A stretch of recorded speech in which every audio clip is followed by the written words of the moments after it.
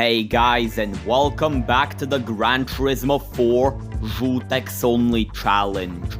If you haven't watched the previous episodes, I highly recommend you go watch them first. Anyways, I welcome you back to the world of Gran Turismo 4. Welcome back to Żółteks only challenge. Welcome back to Żółteks only challenge. What? I don't know, I just decided to twist things up with the intro this time around. Anyways, what you're here to watch me do is complete the next event on our priority list, which this time just so happens to be Tuning Car Grand Prix. I thought to myself, nah, I'd win, and decided to do the event in the 400R. Little did I know, this event was gonna be a huge spark in difficulty compared to every previous event I've done. So after that realization, I went to the tuning shop and thought to myself, so yeah, I guess I have to actually start picking up the slack and tune the Nismo 400R. And if you're wondering, the upgrades I ended up going for are the Stage 3 Turbo Kit, Racing Intercooler, Nitrous because f*** the Opera S2000, fully customizable racing transmission getting rid of the awful gear ratios from earlier, yes the 400R had them too, and the weight reduction stage 1 to make the car less fat. This shopping spree better be worth it or else it's just gonna be a huge waste of money for me. Anyways, I attempted the event again, but I still got owned by the big threats. I thought I was cooked here, but then I looked at the description of the event again. Wait, no tire limit, you say? Look, I know this might be a dumb way to cheese the event, but you can't blame me with how much of a spike in difficulty this event is compared to every other one. I guess it's worth a shot then. Anyways, let's go beat Tuning Car Grand Prix. For real this time. The first race is at Apricot Hill Reverse. So let's see how I do. Starting off weak as I now have to deal with wheel spins on grid starts. But that does not stop me from overtaking the BP Falcon RX-7 and the Spoon S2000. I tried to overtake the CTR2 and succeeded in doing that along with overtaking the Opera S2000. However, the car's steering is not something that particularly likes me, which resulted in understeer allowing the CTR2 and the Opera to overtake me back. Luckily for me though, the accidental bonk I gave the CTR2 allows me to overtake it again. And after a bit of nitrous use, the Opera S2000 was overtaken as well.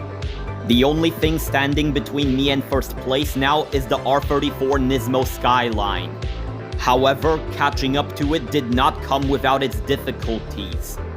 While trying to catch up to it, the CTR2 attempted to overtake me back twice on the exact same section. Thankfully, that did not happen.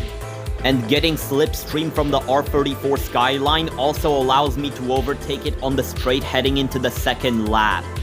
But it didn't end there, because me trying to avoid understeering again on this corner allows the CTR2 to overtake me back yet again. Seriously, did someone put a goddamn Coyote engine into that thing? And thanks to nitrous, I was easily able to keep up on this section. But then I got beaten by it again on this corner. Fortunately for me, however, this is Apricot Hill we're talking about, so there wasn't anything stopping it from going wide and losing time, allowing me to reclaim the first place. Although now I need to make sure the monstrous Opera S2000 doesn't take the lead. And what makes this even more difficult for me is that the Opera S2000 is just not letting go. Hell, it overtook me on this corner just like the CTR2 on the previous lap. I activate my nitrous and successfully manage to overtake the Opera again. Unfortunately though, it overtakes me yet again. And I know that this is a very dirty tactic, but it's what had to be done in order not to lose the first place to the Opera. And even then, it nearly took the first place from me for the 4th time in a single race. This really puts to show how difficult this event is in comparison to every other event before it. And this was only the first race. I claimed first place and earned myself 10,000 credits for the said win. Thankfully for my sanity, the second race at Fuji Speedway 90s is the complete opposite in terms of difficulty. Anyways, I managed to easily overtake everyone, yes, including the Opera S2000, by the time I got to the first corner. I seriously do not know what I can say that wasn't already said about this track. Just the shortcuts make the races extremely easy. But while I was busy building my gap, it seems like the Opera S2000 is struggling to keep up with the roof. Yeah, maybe the said S2000 is not as much of a threat after all. And it really shows in the race results for this said race. As you can see, the Opera stayed in third place. But what makes this a large plus for me is that I have an even larger points gap over the Opera now. I feel like this is the easiest 10,000 credits I've earned, at least in this championship. The third race is at Tokyo Route 246. Immediately I overtook the 3 filler cars, and then after that I easily caught up to the big threats by wall grinding this corner, successfully overtaking both. Hey, maybe history will finally turn things around for me on this racetrack. Never mind, I got unlucky again. But the one positive of this outcome is that I managed to make sure the Opera S2000 does not earn any points either. After that, it took me a long ass time to regain all the time I lost. And I was able to reclaim the podium by wall grinding this corner again, while also making sure the Opera S2000 did not reclaim it. Overtaking the CTR2, however, was just not possible, which means I have to settle for third place. And the third place means that I don't get 10,000 credits, but rather only 4,000. Then I decided to do a qualifying session for the fourth race. Look, I know that makes me look like I have a small willy, but you can't blame me. This is El Capitan we're talking about. And so, after qualifying... it seems like the Opera S2000 is not gonna be as much of a threat here after all. It's the CTR2 that I have to worry about. The race does not start off well, as the god-awful wheel spin gives the CTR2 the edge here. And my attempts at preventing understeer did not help out either. If anything, it only helped the CTR2 in this regard. Hell, by the time I even got to this section of the track, the CTR2 has successfully overtaken me. I was able to catch up to it, but not overtake it. Or at least not on this corner specifically. It was the very next corner in which I had a proper overtaking attempt, but I fumbled that too. It wasn't until this RNG-based uphill to downhill drop that I managed to overtake the CTR2. However, it overtook me back once again, this time by making me smack into a wall. Which, if you're wondering, I really did not appreciate that. It was neck and neck between me and him, but this time the universe decided to give me the edge. However, just like the first race, this is not where the notable stuff ended. As you can see, the CTR2 just straight up did not want to give up in terms of catching up to me. And yes, this continued into the third and final lap. It took him a long time to achieve, but it managed to gain back the time it lost. Fortunately for me, however, I was easily able to block him the closer and closer we got to the finish line, allowing me to get the long end of the stick for the first time in a while actually, meaning that I earned another 10,000 credits on top of that. I know I've already won the championship, but I still decided to do the fifth and final race at Tsukuba for fun. Cause like, that's what these challenge runs are all about, isn't it? Having fun. The braking zone came around and I managed to easily overtake the Nismo and the BP Falcon RX-7. But this time around, the Spoon S2000 did not give me an easy time in trying to catch up to it. But that still didn't stop me from overtaking Fancy Wreck thanks to my nitrous. As for the Opera S2000 and CTR2, Let's just say it took me a while to actually catch up to them. But once I did catch up to them, overtaking them was way easier in comparison. As you can see right here, the CTR2 was acting a little bit fighty, but overall he did not put up much of a fight to defend his position.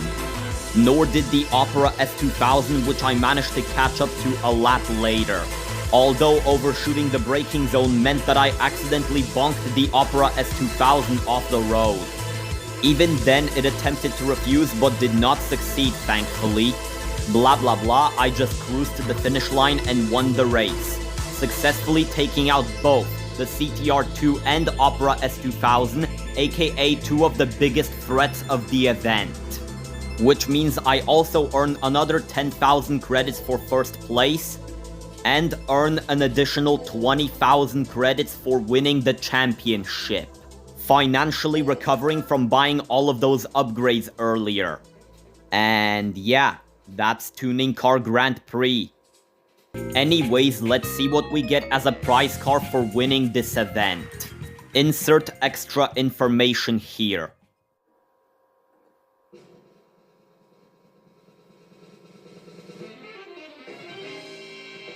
Dog, what the hell is this Juiced 2A looking tuned car? And unfortunately for me, it's orange and not yellow. Into the garage to rot away. Anyways, all of this day passing that I did recently means that I get to unlock a new track in arcade mode. This time, it's Twin Ring Motegi Road Course. Regardless, there's nothing stopping us from instantly moving on to the next event, so let's go beat it, shall we? And that eligible event is Race of the Red R Emblem. The first race is at Twin Ring Motegi Road Course, which, funnily enough, I just unlocked. Anyways, let's see how I do. Starting off great, as I am easily able to keep up with the AI that's ahead of me. Not only that, but I end up overtaking the first one, which happens to be the R34 Skyline. Then after simply accelerating, I easily overtook the R32 Skyline. After that, I overtook the classic Skyline and the R34 no problem.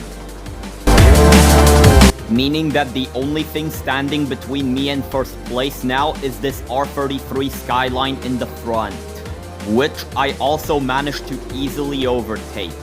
Overall, this race is easily winnable. And I think at this point you guys already know that I did the shortcuts. And as you would have probably expected by now, that's the only notable stuff on my end. Being honest, even if I wanted to, I am not gonna be pulling a streaks on you and boring you to death with how this race went, because it was just so unbearably long. So long, in fact, that I managed to easily lap the AI in the meantime. But overall, yeah, I don't even need to say anything. This race was a guaranteed win in my book. Which means that for winning, I get to earn 12,000 credits. How come this gives you more money than Tuning Car Grand Prix? The second race is at Trial Mountain Reverse. Anyways, the wheel spin really did not stop me from instantly overtaking half of the grid, along with easily overtaking the R31 on the first corner. And after reaching this braking zone, I already claimed first place. Wow, this is surprisingly easy. Seriously, what I did back there in Tuning Car Grand Prix makes this look like a complete joke. Anyways, I figured to make things more interesting for myself, I decided to take the Yeet chicane as often as I could. Insert explosion here. Unfortunately for me, however, that crash was not enough to change anything in the race.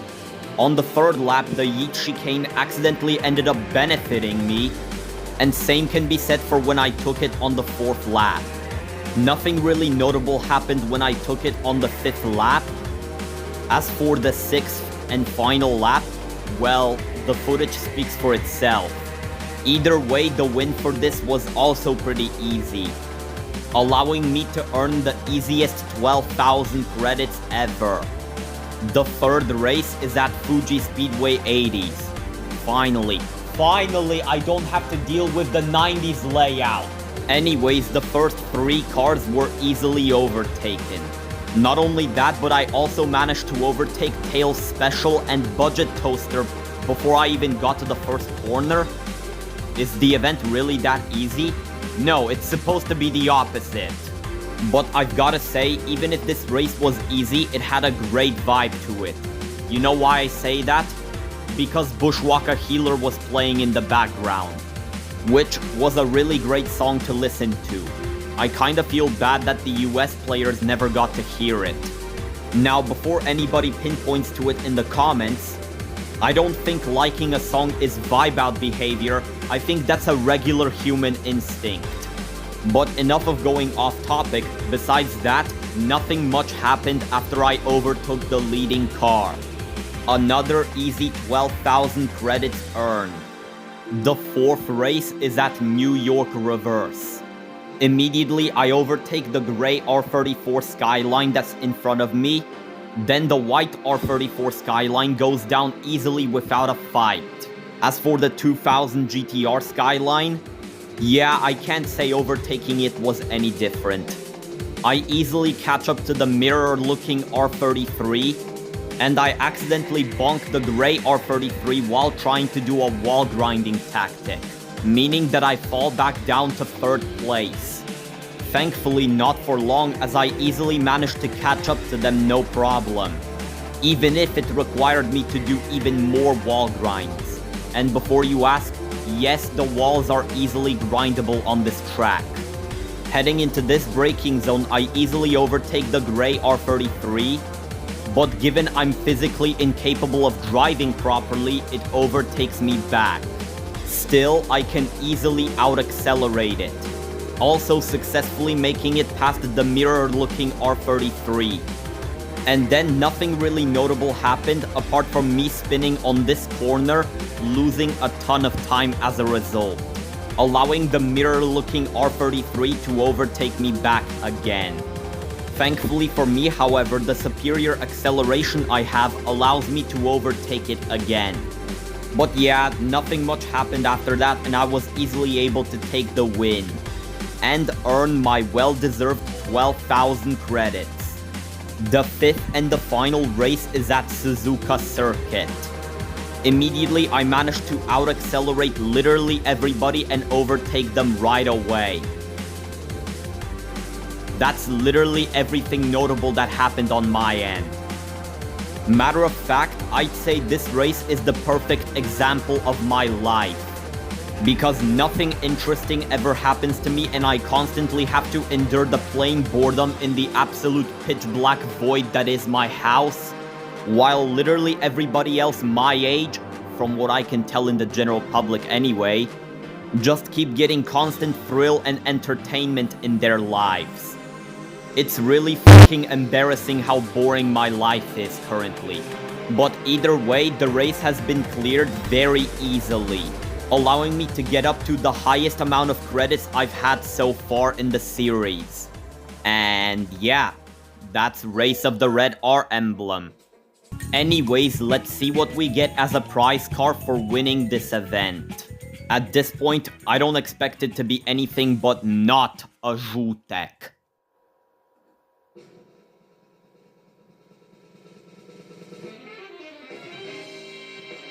What did I freaking say?